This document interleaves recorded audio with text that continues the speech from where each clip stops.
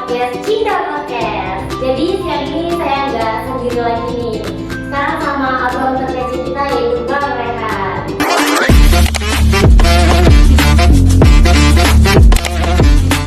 Kece ya? Iya, kece banget. Kece banget. Terkece di Cilacap. Presiden paling kece. Jadi kita mau berkenalan sama Bang Rehan. Kenalan? Iya. Nama saya Rehan. Salah. Kenalan ya? Jadi apa yang bisa sampai buat Bang Rehan? Alasan saya masuk jadi anggota Basarnas ya? Betul. Yang pertama, Basarnas itu ya tugasnya sangat mulia ya. Kamu juga kan? Iya. Kenapa masuk Basarnas? Yang otomatis Basarnas itu tugasnya sangat mulia, yaitu tugas kemanusiaan. Dimana kita bekerja sambil menolong orang ya. Jadi namanya kerja itu kan kita dapat pahala ya. Nah, kalau orang biasa kerjaan orang biasa itu kalau kerja itu dapat pahala itu paling cuma sekali. Kalau masuk Basarnas itu mungkin berlipat-lipat. Nah, kenapa kok masuk Basarnas? Ya karena itu saya pengen bekerja dengan mencari pahala yang berlipat-lipat. Walaupun saya dapat gaji, tapi kan saya juga perlu dapat pahala. Iya, betul. Mencari pahala. Oke? Jadi gaji diiringi dengan pahala. Iya. Yang berlipat-lipat. Wow, iya. Sama kan, betul kan? Betul. Mbak Sarah nih, tugas mulia ya. Ya. Oke. Oke. Segitu perkenalan dari Bang Rehan terkece ini. Guys. Kita langsung saja masuk ke topik yang berat ini. Oh, berat ya. Soalnya butuh berpikir. Bang. Berpikir yang berat. Iya. Untuk Bang Rehan. Untuk saya berarti ya. Oh, berarti saya. Sekedar menanyakan. Oke. Bang Rehan menceritakan pengalaman-pengalaman. Oke. Kan tema di sini berakhlak ya Bang. Iya. Untuk ASN yang berakhlak. Menurut Bang Rehan, ASN berakhlak itu seperti apa di mata Bang Rehan? ASN berakhlak ya. Ya.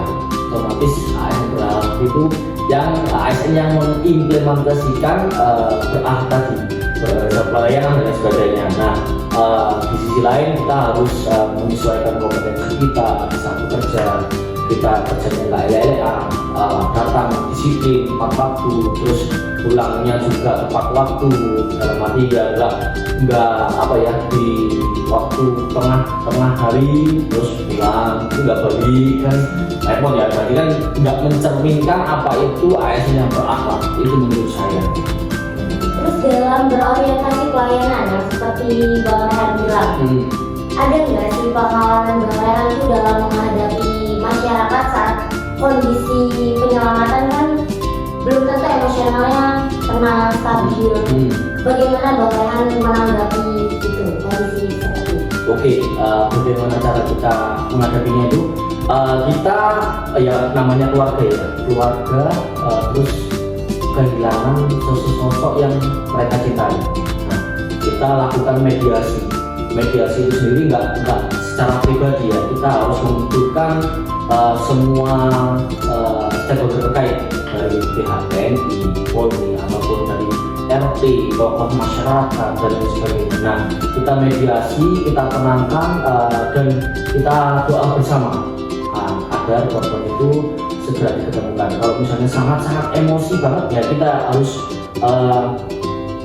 bisa menjaga emosional kita sendiri juga. Nggak bisa kita, keluarga korban kan kehilangan yang dicintai ya, otomatis emosi ya. Nah, mereka emosi, kalau kita juga emosi lah nggak jadi, ketemunya malah berantem. Nah, kita juga harus mengatur emosi kita. Nah, kita harus sadar diri bahwa keluarga itu kehilangan seorang yang dicintainya. Makanya kita harus mediasi dengan baik, berusaha mengasih informasi dan berusaha mencari dan menolong semaksimal mungkin. Selanjutnya Bang, buat akuntabilitas. Iya. Kan di itu termasuk nilai-nilai berakhlak. Iya. Berakhlak berarti A-nya ya, akuntabel ya. Iya betul. Tugas kan sering melibatkan nyawa orang lain, seperti yang tadi berat banget kan Bang. Menurut Bang Rehan, bagaimana cara kita tahu kita tuh udah bertanggung jawab dalam tugas itu? Kita bertanggung jawab atas nyawa orang lain ya kan, menugaskan kita kan tim SAR gabungan ya dari berbagai macam instansi ya. Jadi dan Basarnas sendiri kan leading sektor dari pencarian dan pertolongan ya. Nah, gimana caranya saya mengatasi hal tersebut? Dengan cara melakukan briefing ya. Contoh kasusnya kita pencarian di Laut Selatan yang ombaknya sangat besar. Nah, sebelum kita memerintahkan atau menugaskan anggota yang akan entry atau masuk ke laut itu, kita harus menanyai kompetensi seorang orang itu tersebut. Gimana cara dia berenangnya, lancar enggak, terus dari segi fisiknya dia gimana, dia mampu atau tidaknya, fisiknya dalam arti juga harus yang apa ya mohon maaf, yang badannya itu nggak terlalu obesitas, karena kan pergerakan obesitas kan apa ya, nggak fleksibel lah. Dari segi fisik, dari segi dia mengatur mentalnya kayak gimana. Kalau misalnya di dalam laut itu kan mentalnya harus sangat teruji, karena kan dia itu melibatkan nyawa itu tadi. Nah, kita tanyai, sebagai tanggung jawabnya saya, misalnya di amalan jadi dandim, ya kita harus menanya itu. Kalau misalnya benar-benar nggak kompeten, jangan dipaksakan, karena itu nyawa orang lain. Nyawa itu sangat penting. Jadi kita harus mengutamakan korban adalah korban, jangan sampai penolong jadi korban. Ya, betul. Dan sebelum ke akhir kabel ini Bang, pasti kan kita harus memastikan kita memiliki kompetensi yang tinggi, yang bisa kompeten. Untuk kompeten itu gimana cara Bang Rehan sendiri untuk menjaga kompetensi dan meningkatkan kompetensi itu sendiri? Oke, caranya saya ya, otomatis karena kita Basarnas ya, di kantor Sar Cilacap itu punya jurnal apa ya, harian atau dalam seminggu itu kegiatannya apa aja sih bagi ekspor. Misalnya Senin dan hari Rabu adalah pemeliharaan kompetensi, terus Selasa dan Kamis adalah pembinaan fisik ya. Gimana caranya saya memelihara ya, ikut kegiatan tersebut. Jadi ketika ada jadwal pembelajaran ya saya belajar dengan senior. Terus mungkin kan operasi SAR itu kan berbagai macam kondisi ya. Jadi kalau misalnya secara diklat itu seperti itu, misalnya teori seperti ini, tapi kan kondisi lapangan nggak melulu seperti itu. Nah, kita kan saling tukar informasi di dalam pembelajaran itu. Jadi kita ketika operasi kita satu pemikiran. Nah, itu cara saya memelihara kompetensi saya. Dan di sisi lain kita harus mengadaptasi ilmu yang ada. Nah, teknologi yang canggih, misalnya contoh sekarang Basarnas mempunyai drone thermal. Nah, pencarian kan nggak harus kita yang terjun secara langsung, tapi kita memanfaatkan teknologi yang ada gitu. Jadi nggak hanya kompetensi ilmu kita sendiri lah, ini teknologi luar juga kita update juga. Jadi itu termasuk sikap adaptif juga ya Bang? Iya. Kita bisa masukin bagaimana nilai berakhlak ini. Terus nih Bang, kan kalau di lapangan tuh suka berbagai macam pemikiran dan berbagai macam kondisi seperti itu. Bagaimana Bang Rehan menyikapi agar tim Bang Rehan itu selalu harmonis? Tim harmonis ya. Tim di sini yang dimaksud adalah tim SAR gabungan ya.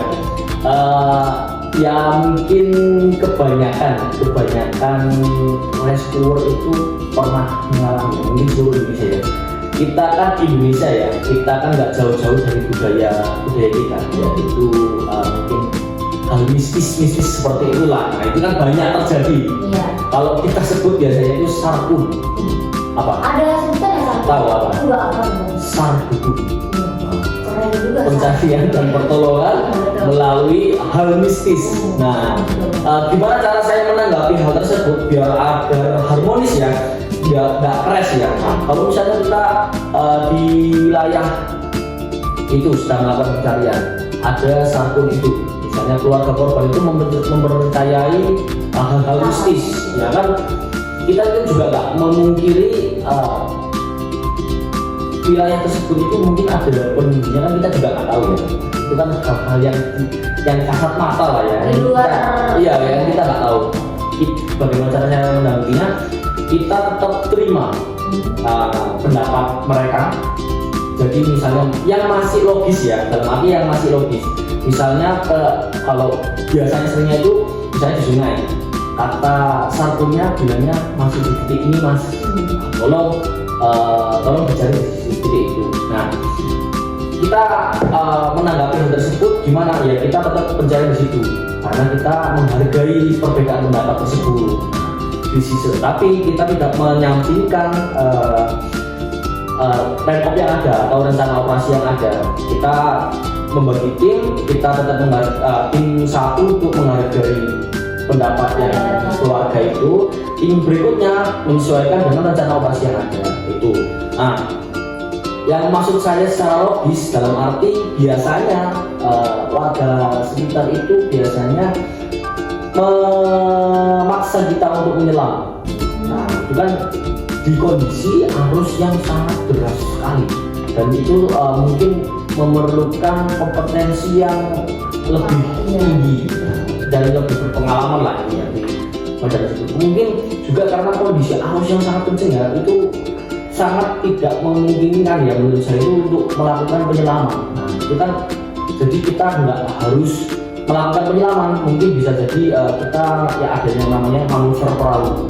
Jadi biar korban itu nggak terjepit lah di dalam sungai itu, tapi mungkin ketimbun tanah ataupun apa itu, nah kita lakukan manuver perahu. Nah cara menangannya seperti itu, jadi nggak kita telan mentah-mentah apa yang diberikan, itu harus diberikan secara logis juga.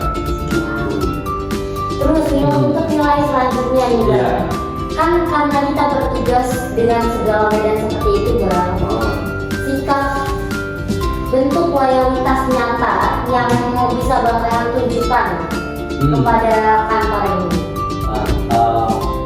Yang gimana caranya ya? Caranya saya itu saya harus memilah dan memilih kepentingan yang ada. Jadi kita misalnya kan juga punya keluarga, tapi kan kita juga punya tanggung jawab sebagai rescuer.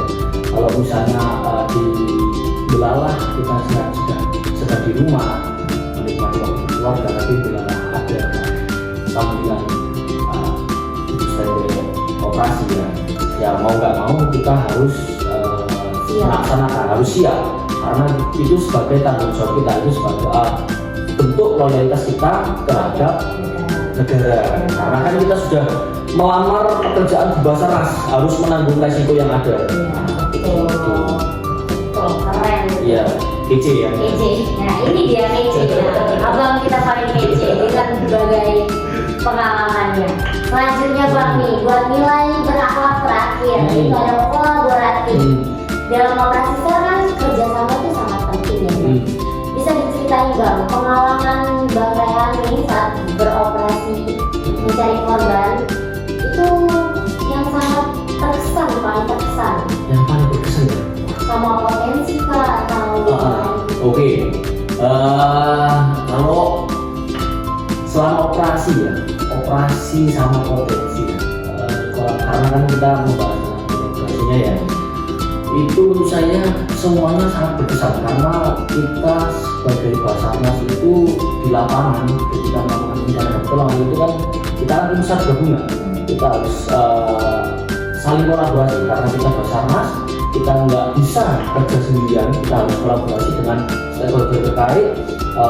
Bahkan biasanya seringnya itu ketika di lapangan kita tidur bareng, makan bareng, disitulah apa ya, timbullah mungkin kekeluargaan secara tidak langsung. Nah, itulah ya, mungkin kalau diomong berkesan, semuanya berkesan karena kan kita tim SAR gabungan ya, kita nggak jauh-jauh dari mereka para relawan yang benar-benar secara tulus terjun untuk membantu.